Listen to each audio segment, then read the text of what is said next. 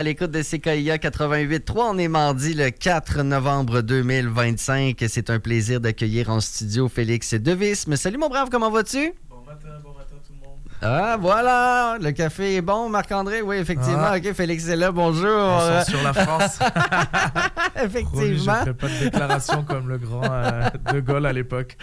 Mais justement, ce matin, Félix, il y a quand même un petit message que tu as envie de passer. Ben oui, parce que cette chronique-là, je voulais pas que ce soit juste une chronique sur une découverte musicale où je vous apprends qui est l'artiste, qui est la chanson, parce que pour moi, la musique, c'est quelque chose de plus. Mm-hmm. C'est des textes, c'est aussi, ça a servi pendant longtemps à dénoncer ce qui se passait. Ouais.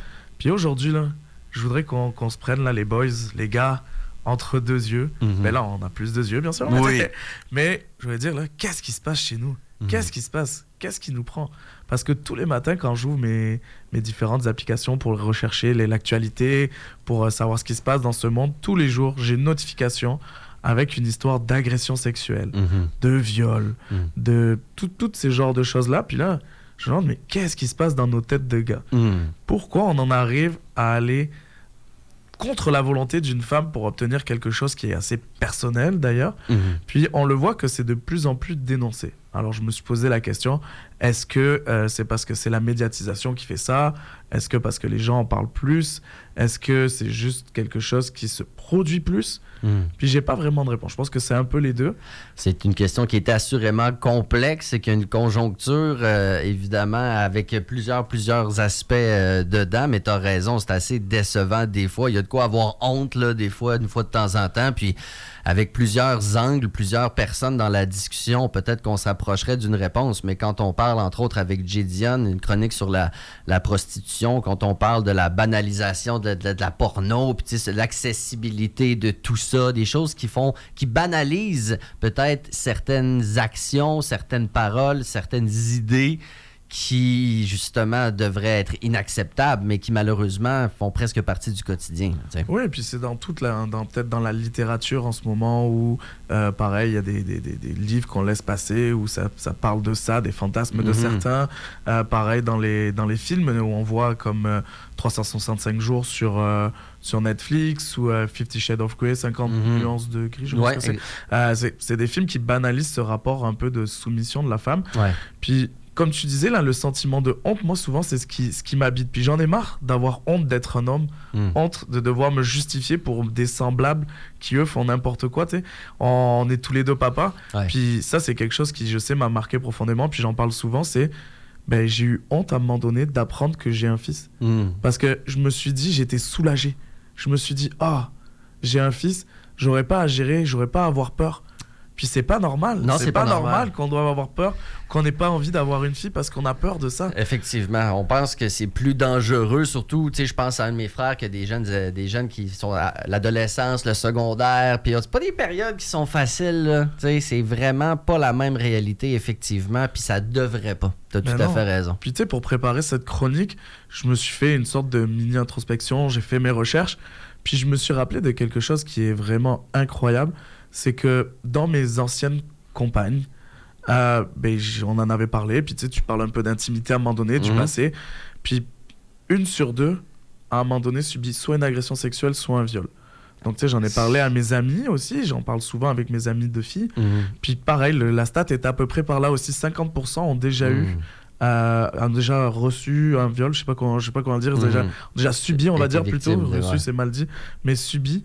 Et tu sais, ça m'a fait penser à une de mes amies qui m'a témoigné ça il y a à peu près 1 mois et demi sur le fait que elle s'est fait violer 2 fois pour la même chose. Elle était en soirée, elle était un peu saoule, puis les gars ont profité d'elle, puis tu sais, c'est quand même quelque chose de choquant, puis c'est quelque chose de navrant, puis qu'on devrait dénoncer, puis qu'on devrait largement réprimer. Puis c'est ça aussi ma deuxième partie de mon coup de gueule ce matin, c'est que j'ai l'impression que c'est pas sanctionné. Tu sais, ce matin, je lisais l'article, le monsieur a pas été condamné au criminel, mais a été condamné au civil. Donc, il est acquitté, il est pas acquitté. On voit que les procédures sont longues, exigeantes pour les victimes, puis que souvent, la condamnation est minime. Exactement. Puis ça me révolte. Puis on n'est pas là pour faire le procès, justement, de la justice, mais à un moment donné, je pense qu'il y a quelque chose à faire pour plus accompagner la parole, plus sanctionner aussi les personnes qui ont commis un geste grave. Ouais. Parce que lui, il va peut-être prendre 6 mois de prison, mais la victime, elle vit avec ça toute sa vie. C'est un traumatisme, évidemment, qui marque pour la vie. Tu as tout à fait raison. Puis je suis content parce que c'est le genre de sujet dont on parle, entre autres avec Florence Boucher-Cossette, qui est avocate. Donc,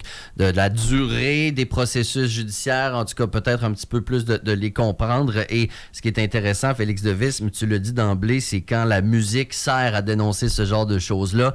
Je pense à Angèle qui a fait Balance ton porc, sauf erreur. Donc, tu sais, il y a des mouvements comme ça où on invite carrément les femmes à dénoncer les agresseurs. C'est un peu vers ça que se dirige l'artiste de ce matin? C'est exactement ça. En fait, quand moi je prépare les chroniques, ce que je fais pour trouver des nouveautés, je me mets sur YouTube, je lance des playlists de musique de nouveautés, puis j'écoute, puis souvent quand ça me marque, j'arrête, puis je note la chanson.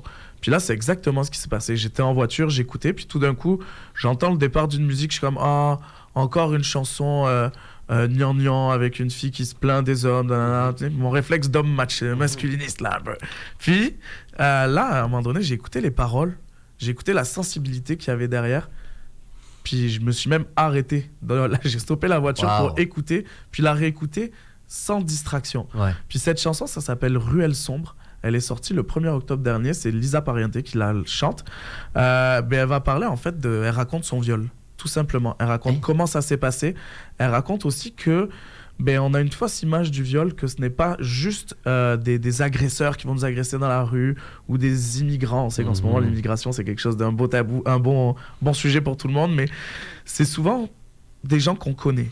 Puis donc, je suis allé chercher la stat, c'est 90% des femmes qui connaissent leur violeur. Ouais. Donc là, c'est dans l'intimité. Elle raconte que c'est son copain qui, un soir, avait décidé qu'elle s'était endormie, puis il a décidé, lui, de la violer. Puis elle dit qu'il n'a pas vraiment eu conscience. Après, j'ai écouté des interviews. Il n'avait pas vraiment eu conscience, mais qu'après, il a compris le geste qu'il avait fait. C'est une artiste, donc, qui s'était faite connaître, entre autres, par une reprise à la base, si je me trompe pas. En fait, c'est ça. C'est au départ, pour se faire connaître, elle traduisait des chansons anglaises, des gros tubes anglais. Puis, elle avait son premier qui est connu, c'était Dance Monkey, donc, qui a fait 6,5 millions de vues.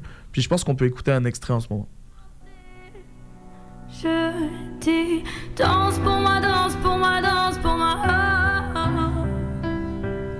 Je n'ai jamais vu personne faire les choses que tu fais. Non, non, non. Oh.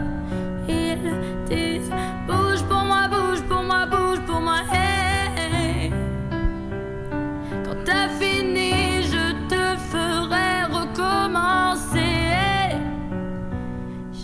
Il y a de l'émotion là-dedans. Ouais, tu vois que la voix, c'est quelque chose. Là, elle arrive à transmettre. Donc, je suis assez impatient que vous entendiez cette chanson, mais c'est reprise aussi de Easy on Me d'Adèle. Fabuleux, il y a quelque chose qui est derrière. Là. Dans un ton plus léger, elle a fait aussi Old Town Road de Lil Nas et Billy Ray Cyrus. Oui, effectivement. Quelque chose de plus... elle n'est pas que dans l'émotion, mais là, en fait, elle a sorti il y a 1 an son premier EP qui s'appelle Antidépresseur. Puis elle l'a qualifié en fait qu'elle a fait des chansons pour que elle combatte. Elle a fait une dépression suite à cet événement. Puis c'est des petites chansons qui lui permettent qu'en fait comme des petits bonbons qui lui font du bien. Puis elle espère que ça va faire la même chose aux personnes qui l'écoutent. Puis elle a commencé à prendre un peu d'expansion. Elle s'est fait connaître aussi sur les réseaux parce que c'est une personne... Maintenant, on sait que pour les jeunes artistes, les réseaux, c'est quelque chose de très important. Ouais. Et là, c'est ça. Elle a sorti donc le 1er octobre dernier, Ruelle sombre, qui est vraiment, pour moi, un petit bijou. Ruelle sombre, c'est magnifique. Mais je veux juste faire un petit lien avec ces chansons antidépresseurs. Tu sais, j'ai connu quelqu'un dans Charlevoix qui s'appelle Martin Lavoie, qui est un DJ très connu dans la région de Charlevoix et qui est atteint de la SLA et qui a toujours dit la phrase suivante qui m'a marqué. Il disait « La musique, c'est la meilleure pilule ». C'est assez... C'est pas pour rien que la musicologie puis ce genre d'affaires-là, la musicothérapie, ça existe, là, ces affaires-là, c'est réel, ça peut réellement faire du bien. Et ce qui fait la meilleure musique, c'est les émotions. Et je pense qu'on n'en manquera pas dans cette chanson de Lisa Pariente. Un gros merci, Félix. Avec plaisir. Toujours un plaisir. On se reparle la semaine prochaine. À la semaine prochaine. Bye bye. 8h25 maintenant sur les ondes de CKIA 88.3. C'était pas tard le soir dans une